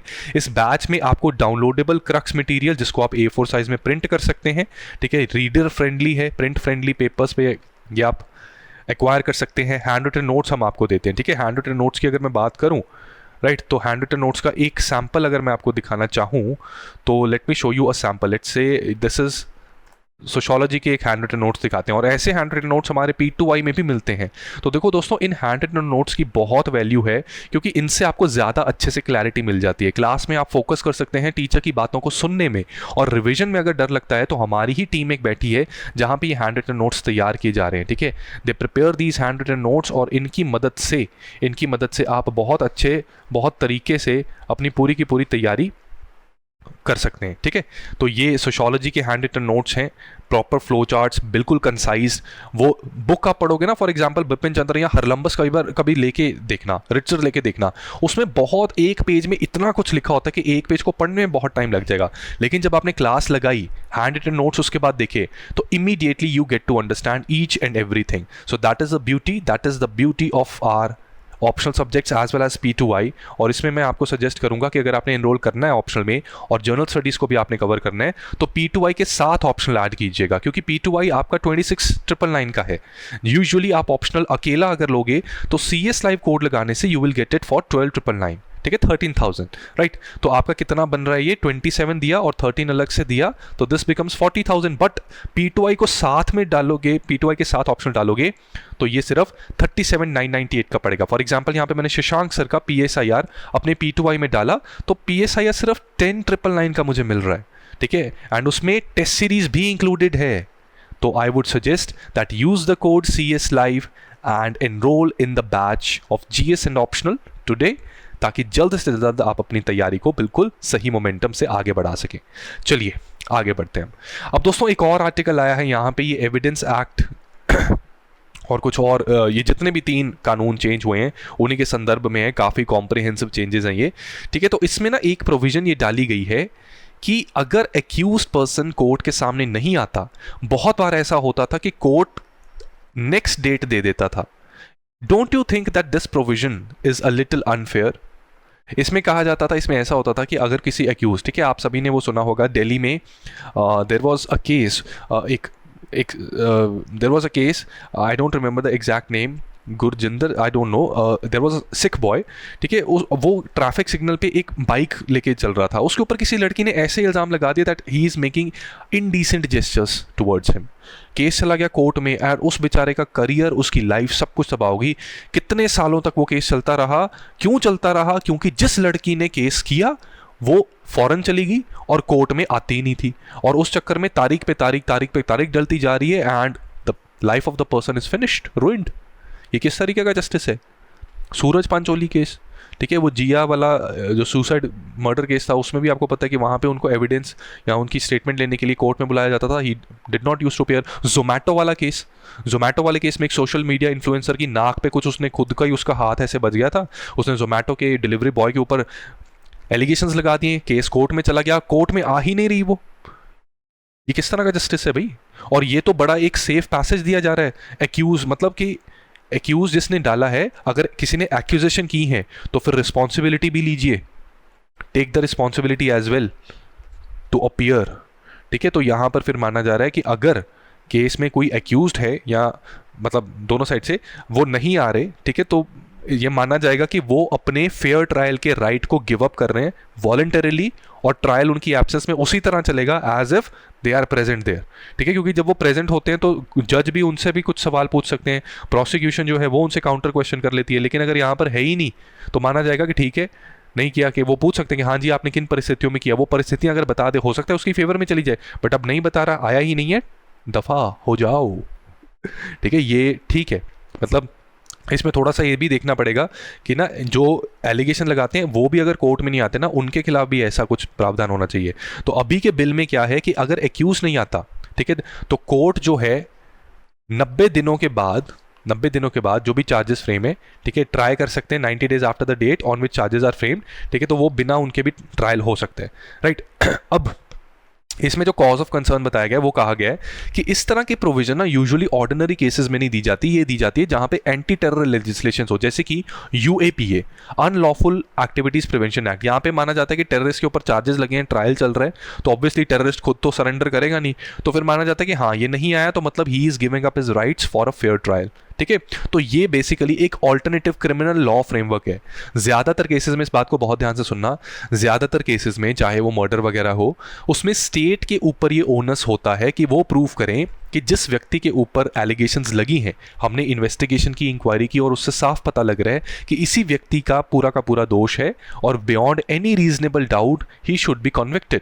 बट यूएपीए जैसे केसेस में ऑल्टरनेटिव क्रिमिनल लॉ चलता है जहां पर बर्डन ऑफ प्रूफ ये उल्टा हो जाता है। यहाँ पे टेररिस्ट के ऊपर ये बर्डन ऑफ प्रूफ लगेगा, या कुछ जैसे पॉक्सो एक्ट होता है, prevention of child sexual abuse act, ठीक है, पॉक्सो एक्ट में भी बर्डन ऑफ प्रूफ कल्प्रिट के ऊपर होता है कि वो प्रूफ करे कि मैं इनोसेंट कैसे हूं, ठीक है। तो onus that lies on the accused, right. तो इस तरह की प्रावधान, ठीक है, इस तरह के प्रोसेस के अंदर अगर एक्यूज्ड कोर्ट में नहीं आता तो ट्रायल चल सकता है। तो वो कह रहे हैं कि ऑर्डिनरी लॉ में भी आपने ये प्रोविजन ऐड कर दी तो this might be too much, ठीक है, तो ये काफ़ी ज़्यादा स्ट्रिक्ट सिचुएशन है, बट आई थिंक ये ठीक है, ठीक है। नहीं तो ऐसे तो जस्टिस, तभी तो इतने सारे पेंडिंग केसेस हैं, कैसे कंप्लीट किए जाएंगे, राइट। तो यहाँ पर एक्सपर्ट्स का ये कहना है, दो तरह के ओपिनियंस आ रहे हैं। Many people they are saying कि अगर आपका ऑब्जेक्टिव है कि केस का डिस्पोजल जल्दी से जल्द हो तो उस सिचुएशन में ये पर्टिकुलर अमेंडमेंट बिल्कुल सही है, लेकिन इनको यहाँ पर बिना एक्यूज के हुए ट्रायल का होना कहीं ना कहीं, मतलब कहीं ना कहीं थोड़ा एक चिंताजनक भी हो सकता है कि पता लगे कि किसी को जानबूझ के फ्रेम करना है। लेट्स से कोई और गवर्नमेंट आ जाती है और उसने फ्रेम करना है किसी को, तो उसमें वो जानबूझ के किसी व्यक्ति को डिटेन कर ले या गुंडे भिजवा के पकड़वा दिया। ये मूवीज़ भी बनेगी अब देखना है इस तरह की, गुंडे भिजवा के पकड़वा दिया, कोर्ट में ट्रायल चल रहा है, ट्रायल में वो आया नहीं तो बिना फेयर ट्रायल के वो मिल रहा है उसे, ठीक है। तो ये कहीं ना कहीं एक कॉज ऑफ कंसर्न भी है, राइट। तो ये चीज़ मैं समझा चुका हूँ कि अगर कोई व्यक्ति नहीं आता, he is giving up his, he is waiving off his right for a fair trial, ठीक है। ये एक डेटरेंस है कि अगर आप नहीं आए तो फिर भूल जाओ, फिर फेयर ट्रायल नहीं होगा, बाद में ना कहना कि हमारा बयान लिया नहीं गया, ये नहीं किया, आना था ना, फिर पधारना था, ठीक है। तो दिस इज़ गुड। करंटली अगर एक्यूज्ड एब्सकॉन्डिंग है, ठीक है, करंटली अगर एक्यूज एब्सकॉन्डिंग है, आया नहीं है, तो ये सरकार का काम है कि उसको लोकेट करके ट्रायल के शुरू होने से पहले प्रोड्यूस करे, लेकिन हर बार हो नहीं पाता, इसलिए पेंडिंग केसेस हैं। और बिल कहता है कि अगर एक्यूज नहीं प्रेजेंट है तो कोर्ट 90 दिनों के बाद ये चार्जेस फ्रेम करेगा और प्रोसेस स्टार्ट हो जाएगा, और ये इसके section 356 this deals with it. ठीक है, सेक्शन 356 में ये चीज़ गिवन है। क्वेश्चन ऐसा आ सकता है, और ये सेक्शन 356 किसका है? भारतीय नागरिक सुरक्षा संहिता का ही है। ठीक है, सबसे इंपॉर्टेंट बिल तीनों में से यही है, इसलिए हम न्यूज़पेपर में भी इसके ऊपर डिटेल आई है, यहाँ पर हम भी आपके साथ यही डिटेल डिस्कस कर रहे हैं। It provides for trial in absentia that allows court to begin trial as against accused even if the accused does not show up. ये ट्रू है, एब्सोल्युटली ट्रू है। Court shall not commence the trials unless a period of 90 days has lapsed from the date of framing charges. This again is true. Both are correct. Answer is C. अगली news पे चलते हैं। ये news काफ़ी interesting है दोस्तों। आप सभी को पता है कि हमारा चंद्रयान, ठीक है, चंद्रयान 3 ठीक है, चंद्रयान 3 सॉफ्ट लैंडिंग करने जा रहा है। 23 अगस्त को माना जा रहा है कि वो लैंडिंग कर सकता है, लेकिन उसके कंपटीशन में, एक टक्कर में, रशिया चाहता है कि मैं यूएस और चाइना के बाद थर्ड कंट्री बनूं जिसने मून के साउथ पोल पे सॉफ्ट लैंडिंग की। ठीक है, रशिया सॉफ्ट लैंडिंग कर चुका है, लेकिन साउथ पोल की तरफ सॉफ्ट लैंडिंग बहुत ही गिने चुने देश कर चुके हैं। और साउथ पोल को चुना इसलिए जा रहा है क्योंकि माना जा रहा है कि वहां पे south pole is the place जहां पे वाटर की प्रेजेंस हमें मिल सकती है। अगर मून पर वाटर की प्रेजेंस मिल गई तो there might be a situation जहां पे मून को हम लोग इनहैबिट करने के बारे में सोच सकें। तो इसलिए रशियंस ने क्या किया है कि अपने सोयूज 2.1B रॉकेट के अंदर अपना ल्यूना 25 स्पेसक्राफ्ट को एक लॉन्च पैड से इमीडिएटली लॉन्च कर दिया। ठीक है, अभी फ्राइडे को ये लॉन्च हुआ है। कहाँ से लॉन्च हुआ है? वोस्टॉक्नी कॉस्मोड्रोम, ये आमूर रीजन, रशिया का आमूर रीजन में वोस्टॉक्नी कॉस्मोड्रोम, ठीक है, यहाँ से इसको लॉन्च किया गया है।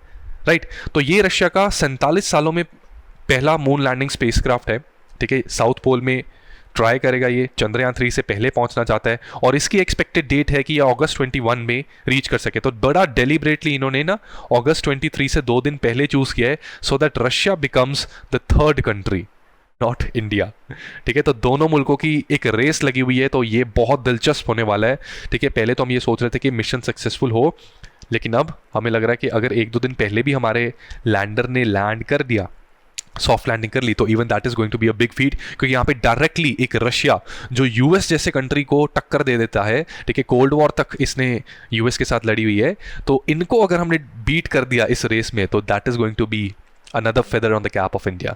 राइट, तो ये बहुत इंटरेस्टिंग एक रेस होने वाली है। सवाल कुछ ऐसा आ सकता है, identify the correct statement in context of lunar 25। ठीक है, ल्यूनर 25 के कॉन्टेक्स्ट में सही स्टेटमेंट आइडेंटिफाई कीजिए।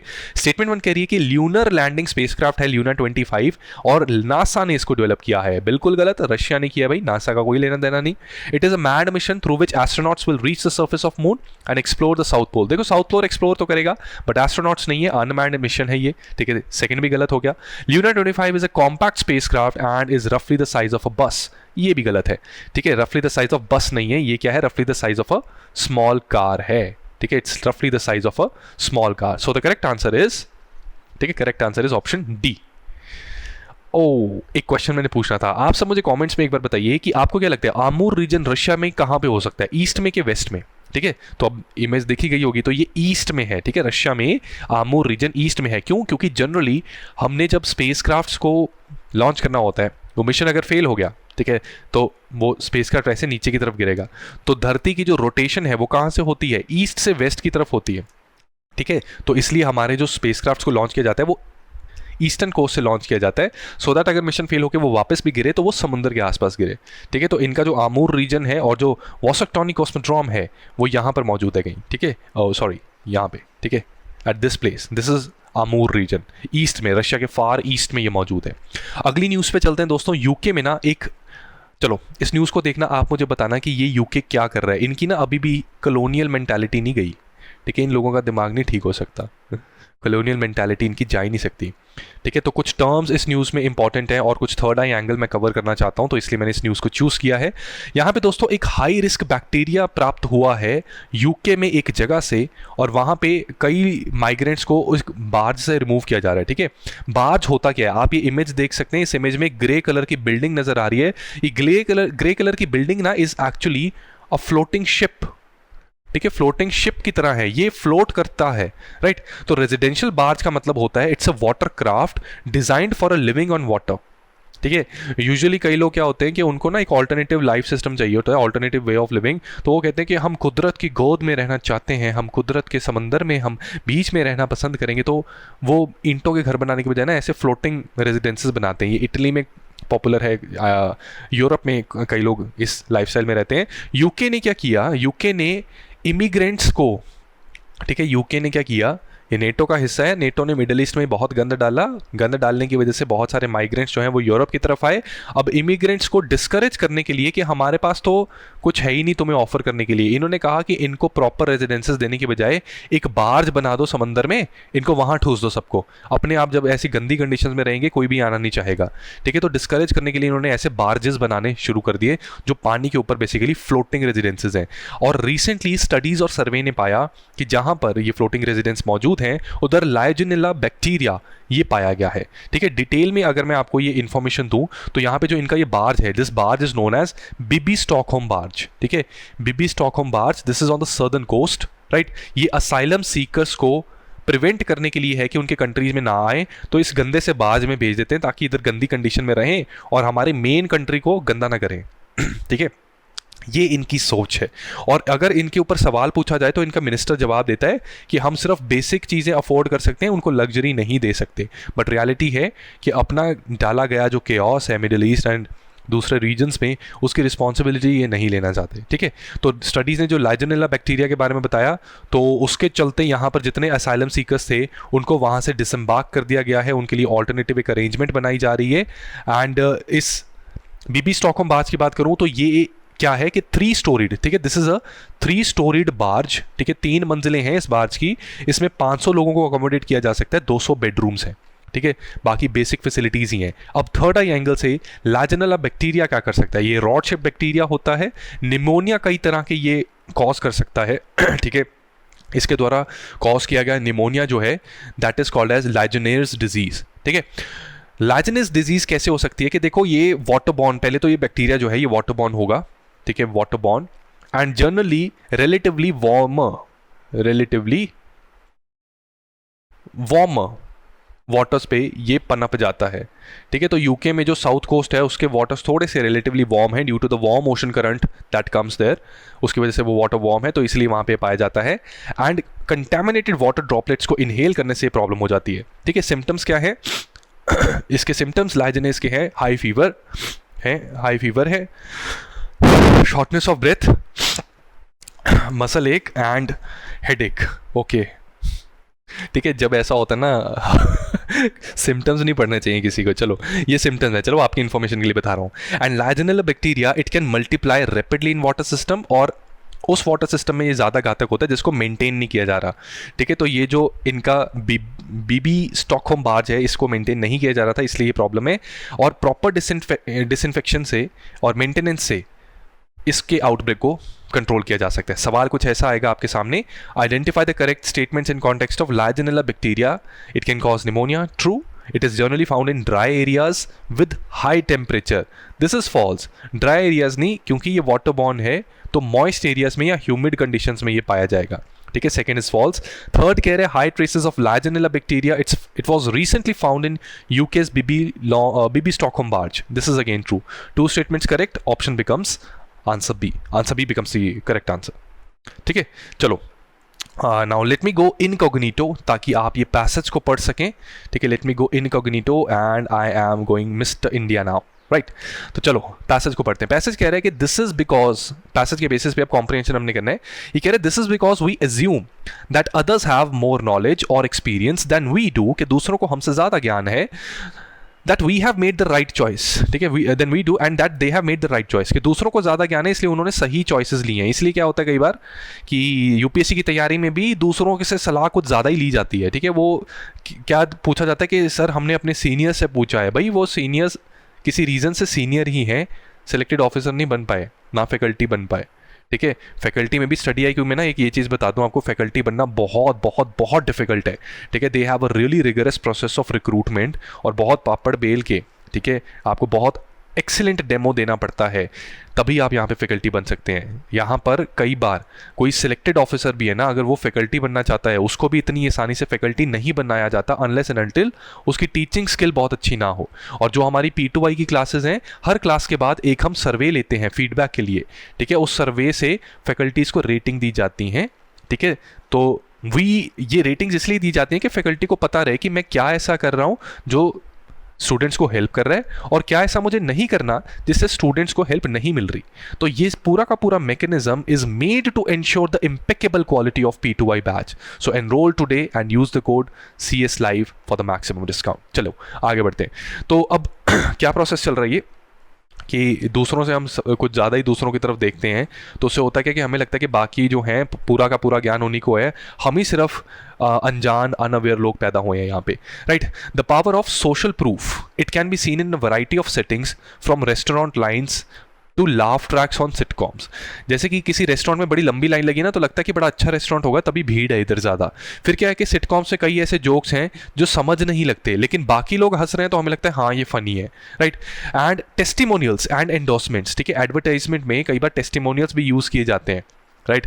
कि रिवाइटल की एक ऐड आती थी, उसमें सलमान खान को बिठा दिया कि मैं 5-10 साल से रिवाइटल खा रहा हूँ, 5-10 साल उस दवाई को आए हुए भी नहीं हुए थे, ठीक है। तो इस तरह की चीज़ें होती है, right. One classic example of social proof in action is the famous study by psychologist Stanley Milgram, who found that people were more likely to obey an authority figure's commands to administer electric shocks to another person when they saw others doing so। ठीक है, किसी मतलब ये एक Stanley मिलग्राम ने ना एक experiment conduct किया था कि इलेक्ट्रिक शॉक्स के कैसे देना है। तो एक अथॉरिटी फिगर के ना कमांड वो तब फॉलो करते हैं कि अगर किसी को इलेक्ट्रिक शॉक लगा है तो उसको क्या किया जाए, उसकी कमांड तब फॉलो करते हैं जब बाकियों को भी वो देखें कि वो सेम चीज़ कर रहे हैं, ठीक है। तो इसको क्या कहते हैं, इसको क्राउड इफेक्ट भी कहा जाता है। This is also known as crowd effect, ठीक है। साइकोलॉजी ऑप्शन स्टूडेंट्स आपको पता होगा, ये साइकोलॉजी अभी हम देते नहीं है स्टडी IQ में, मे बी इन अभी तो नहीं देते, ठीक है, फिलोसफी देते हैं, साइकोलॉजी नहीं देते। In other words, the मियर presence of others performing the same action made it seem more acceptable and even desirable. कि दूसरों को देख के हम लोग कहते हैं कि हाँ ये सही है, ये कर रहा है तो सही ही होगा, हम ही बेवकूफ़ हैं, बाकी सब सही है, ठीक है। दूसरे छलांग लगाएंगे ना कुएं में, कई लोग उसी कुएं में छलांग लगाना भी पसंद करेंगे, ठीक है। तो चलो, marketers can leverage the principle of social proof by highlighting the popularity of positive reviews of their products, using endorsements or testimonials from satisfied customers or celebrities, and creating a sense of community or belonging among their target audience। ठीक है, तो यहाँ पे marketers जो हैं कि मान लो there is a particular let's say कोई सोप है, ठीक है, तो उसमें उस सोप के जो बेनिफिट्स हैं वो बताए जाएंगे, या कोई परफ्यूम है उसके बेनिफिट्स बताए जाएंगे, तो टेस्टिमोनियल्स जो हैं वो ऐड किए जाएंगे। Bye tapping into the power of social proof, marketers can increase the likelihood that the message will be heard and acted upon. ठीक है, इसी रीजन की वजह से ये सोशल मीडिया इन्फ्लुएंसर्स का प्रोफेशन भी आज के समय में काफ़ी ज़्यादा राइज पर है। Having read this article, please tell me what is the key idea that is being conveyed from this particular passage। Option A हमारी कह रही है कि impact of group behavior on individual choices। Is this true? कहीं ना कहीं लग तो रहा है, पर एक बार सारी ऑप्शंस पढ़ते हैं। Role of authority figure in decision making, the significance of celebrity endorsement in advertisement and social proof as a marketing tool. तो की आइडिया जो मिल रहा है, देखो यार सारी यही ना डिफिकल्ट पैसेज और इस क्वेश्चन को डिफिकल्ट बनाया है इसकी ऑप्शंस ने, और यहाँ पर सारी ऑप्शंस इतनी क्लोज हैं कि समस्या आ रही है। ठीक है, सारी ऑप्शंस इतनी ज़्यादा क्लोज हैं कि एक समस्या आ रही है। ठीक है, तो इसका जो सही मैं बताऊँ अगर आंसर ये होगा social proof as marketing tool, क्योंकि स्टार्टिंग से लेके बॉटम तक पूरे के पूरे पैसेज में, ठीक है, क्या चल रहा है कि हम दूसरों को एज्यूम करते हैं कि उनको ज़्यादा पता है तो उनको फॉलो करते हैं। ये आइडिया पूरा स्टार्टिंग से लेके बॉटम तक चल रहा है और अल्टीमेटली उसको social proof as a marketing tool में एडजस्ट किया गया है। ठीक है, impact of group behaviour on individual choice, ये इसको एक्सप्लेन करने के लिए बताया गया है, अथॉरिटी फिगर का एक्सप्लेन करने के लिए बताया गया है, लेकिन ये सेंट्रल आइडिया है जो पूरे के पूरे पैसेज में हमें प्रत्यक्ष रूप से बिल्कुल स्टार्टिंग से लेके एंड तक दिख रहा है। तो हमारा करेक्ट आंसर ऑप्शन डी बनेगा। अजम्पशंस बताइए कौन सी करेक्ट होगी। पहली अजम्पशन कह रही है people are more capable individually than in groups when they are certain, कि इंडिविजुअली वो ज्यादा कैपेबल होते हैं डिसीजन लेने में in comparison to when they are in groups, and people are more likely to follow the lead of others when they are uncertain. तो देखो second assumption तो बिल्कुल ट्रू है। फर्स्ट assumption कह रही है कि जब हम अकेले होते हैं, ठीक है, तो तब हम सर्टन होते हैं। ये देखो कहीं पे एक्सप्लिसिटली नहीं लिखा हुआ, ठीक है, ये बात एक्सप्लिसिटली लिखी नहीं गई। हमेशा यही कहा गया है कि हम दूसरों को देखते हैं, अकेले होते हैं तो वो सिचुएशन क्या होती है इसके बारे में नहीं बताया गया, तो हम पहली assumption को ट्रू नहीं मान सकते। Second is the correct answer, option B becomes correct. ठीक है, सो हैविंग सेड दैट दोस्तों, आज मैं यहाँ पर आपसे अलविदा लूँगा, इस सेशन को हम एंड करेंगे, लेकिन जाने से पहले एक बार आपको मैं अपने हैंड रिटन नोट्स एक बार दिखा दूंगा इन द जो हम P2Y की क्लासेस में देते हैं। सो दोस्तों these notes are really well compiled, ठीक है, प्रॉपरली बनाए जाते हैं। आपका बहुत टाइम इसमें बचता है क्योंकि ज़्यादातर स्टूडेंट्स को ना ये नोट्स बनाने में ही दिक्कत आती है, ठीक है। तो we have experts with really good hand writings, उनकी मदद से हम ये नोट्स बनवाते हैं। एंड ये ऐसे लोग हैं जिन्होंने एग्ज़ाम भी दिया हुआ है, एक बार कम से कम मेंस भी लिखा हुआ है, तो उनकी हेल्प से हमें ये काफ़ी ज़्यादा हेल्प मिल जाती है कि ऐसे नोट्स बने जिससे आपका एग्ज़ाम क्लियर हो। प्लीज़ रिमेंबर दिस थिंग दोस्तों, कि आप में से बहुत से लोग मुझे इतने मैसेज भेजते हैं ना, मुझे बड़ा दुख होता है कि आप इतने मैच्योर क्यों नहीं है कि इस बात को समझें कि नोट्स बनाने का एक पर्पस है। आपसे एग्जाम में प्रीलिम्स में ना आपसे ये नहीं पूछा जाएगा कि अपने नोट्स दिखाओ, हम उसके बेसिस पे आपकी सिलेक्शन करेंगे। या आप में से बहुत से लोग क्या करते हैं कि अपने आसपास के रिलेटिव्स को इंप्रेस करने के लिए बड़े सुंदर सुंदर नोट्स बनाते रहोगे। Not required, not at all required. आपको क्या करना है, what you have to do, आपको क्या करना है, आपको नोट्स बनाने हैं एग्जाम से एक दिन पहले, 1 day before exam. This is what you are preparing for. I always tell my students, you are not preparing for the day of exam, you are preparing for the day 1 before the exam. तो उस समय पर जिसके notes बने हुए हैं वो notes precise हैं, ठीक है। जो नोट्स प्रिसाइज हैं वो काम आएंगे अच्छी रिवीजन में, वो देंगे आपको कॉन्फिडेंस, ठीक है, वो आपको देंगे कॉन्फिडेंस, और उस कॉन्फिडेंस से आप क्रैक करेंगे अपना एग्जाम। Got it. तो यहां पर इस बात को प्लीज समझो। और देखो नोट्स में क्या है कि एक दिन पहले सब कुछ तो पढ़ोगे नहीं, आप वो चीजें पढ़ोगे जो आप भूल जाते हैं और जो आपको पता है कि टेस्ट सीरीज में रिपीटेडली आई थी, एग्जाम में भी पूछी जा सकती है और प्रीवियस ईयर क्वेश्चंस में भी आई थी। क्लास में भी चंदन सर ने बताया था कि इसको पल्ले बांध लो, ये एग्जाम में आएगा, ठीक है। तो ये हेल्प करेगा आपको, ठीक है। तो प्लीज़ नोट्स बहुत ही अच्छे से बनाने हैं। दिक्कत आएगी स्टार्टिंग में तो हमारे नोट्स जो आपको मिलेंगे उससे आपको रेफरेंस भी मिलेगी कि नोट्स बनते कैसे हैं, ठीक है। तो मैक्सिमम बेनिफिट प्लीज़ उठाइए P2Y बैच का, and for the highest discount use the code CS Live। ये 26,999 में दोस्तों दोबारा कभी नहीं मिलने वाला कोर्स, इसका पूरा फ़ायदा उठा लो। आने वाले समय में दोस्तों P2Y का ये जो 2024 बैच है इसके प्राइस 35,000 जा सकते हैं, ठीक है। तो अभी मौका है, इसमें एनरोल कर लो और मैक्सिमम बेनिफिट लेने के लिए CS Live कोड आप लगा सकते हैं। That's all from my side friends. Thank you so much and wish you all the best. Study IQ IAS, अब तैयारी हुई अफोर्डेबल।